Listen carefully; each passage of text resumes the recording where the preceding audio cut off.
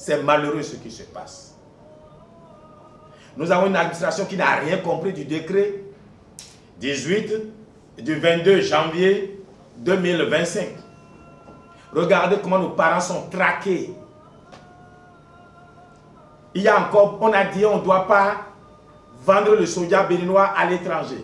C'est une bonne décision parce qu'on a des usines. Mais nos usines n'ont la capacité que de transformer 300 000 tonnes l'an.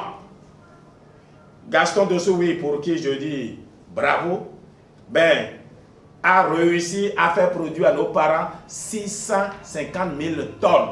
Il y a 350 000 tonnes de plus qui n'ont pas de place à Glodibé. Glodibé a pris ces 300 000 tonnes. Et puisqu'on a interdit que ça aille à l'étranger, nos parents ont du soja sur les bras.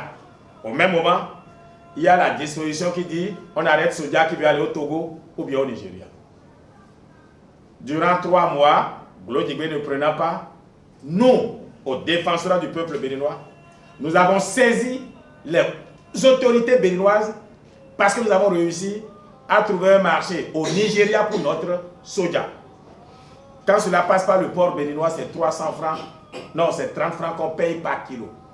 Les nôtres, nos partenaires, étaient prêts à payer les 30 francs par kilo. Subitement, CIPI dit qu'ils veulent acheter le soja.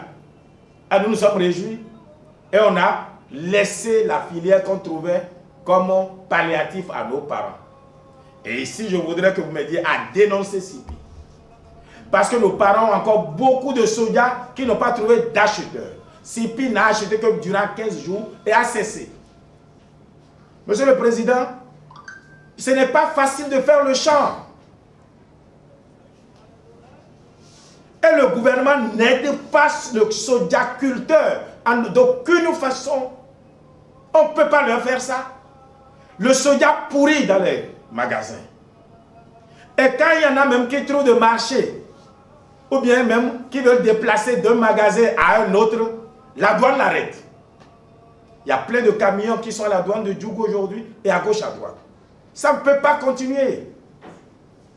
Vous êtes le président des paysans aussi. Et je sais que ce n'est pas vous.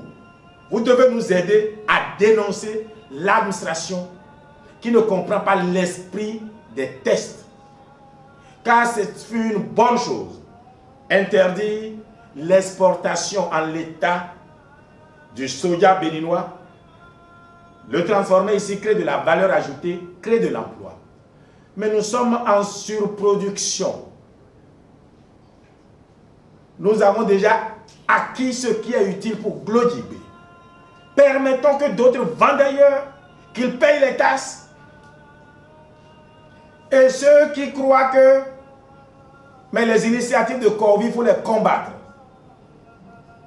qui ont fait échouer la solution que nous avons trouvée, où on payait les 30 francs par kilo requis au port et qui subitement ont sorti un communiqué farfelu disant qu'ils veulent acheter, ils n'ont rien acheté. Et moi, je vais porter plainte contre eux bientôt devant la Cour constitutionnelle pour mise en danger économique de nos parents. Je ne veux pas parler du cajou, parce que dans le cas du cajou, on a aussi nos parents qui sont un peu têtus. Enfin, le prix n'était pas aussi bon que cela. Il faut le reconnaître. Parce qu'ailleurs, on vend à 800 et on veut imposer à nos parents un prix de 370 francs. En réalité, ce prix a été mal compris. C'était un prix plancher, c'est-à-dire c'est le prix en deçà duquel on ne peut pas acheter. On n'imposait pas que ce soit forcément à 370. Mais ils sont allés sur le terrain, ont convaincu nos parents. Nous avons appelé ceux qui achètent pour leur dire les parents sont prêts à vous vendre à 500 francs, à 550 ou d'autres à 450. Ils ont dit non. Aujourd'hui, ils achètent, ils en sont finis, venus à acheter à 600 francs. Le même cajou qu'ils ont refusé. Alors écoutez, vous n'avez pas, il n'y a pas que ceux qui sont dans l'administration ou dans le gouvernement qui ont fait l'économie. Il n'y a pas que ceux-là. Le Bénin regorge de beaucoup de talents. Écoutez les autres aussi. Et je je voudrais appeler les fonctionnaires. Ne cherchez pas à ruiner l'entrepreneur, car c'est lui qui paye l'impôt et vous paye le salaire. Vous êtes au service des entrepreneurs, des paysans, des artisans.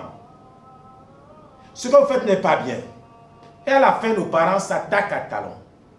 Je n'ai jamais vu un président qui a aussi bien travaillé et qui soit aussi impopulaire, Patrice Talon. Dans la tête et dans le cœur des acteurs économiques. Mais quand vous expliquez à la fin aux populations, ce sont elles qui disent « Ah bon, on n'avait pas compris ». Depuis que j'ai commencé pas à faire des sorties, pas à expliquer, je crois que si demain Talon est candidat, il gagnera à 99%. Donc oui, moi, chèque Dr Bertin Korovri. Et vous avez dit, mais d'où est-ce qu'il sort encore? Après Katakata Biojo, après beaucoup plus, maintenant c'est chèque. Ah ben oui, vous allez souffrir. Mais vous ne pourrez rien faire, quand même bien dit l'autre. Non, honnêtement, je m'en remets à Dieu. Et je vous appelle à l'unité, la foi, le respect et la paix. Que la grâce de Dieu soit sur chacun de nous. Et si je ferai un bon président, que Dieu m'accorde de l'être. Mais si je ferai un mauvais président, que Dieu choisisse un autre. Car pour moi, c'est quoi un bon président? Nous ne pouvons pas compter le président Talon. Parce qu'il a pris le pays à un moment où il fallait l'autorité de l'État. Il y a eu des choses qui ont été faites où le président même ne doit pas être fier de les avoir faites. Moi, je ne suis pas un hypocrite. Il fallait passer par là. Je prends l'exemple de casser les gens au bord des voies. Si on n'avait pas cassé, on n'aurait pas un boulevard aussi beau devant le port. Mais il a fallu des sacrifices. Mais après Talon qui a fait le sacrifice, un bon président la prochaine fois, c'est un président qui se soucie du bien-être des populations. Et nous allons instaurer l'indice du bonheur individuel. Il n'y aura pas de projet qui soit fait qui ne tienne pas compte de l'impact sur l'humain. Il ne faut pas seulement que ce soit l'impact sur l'environnement.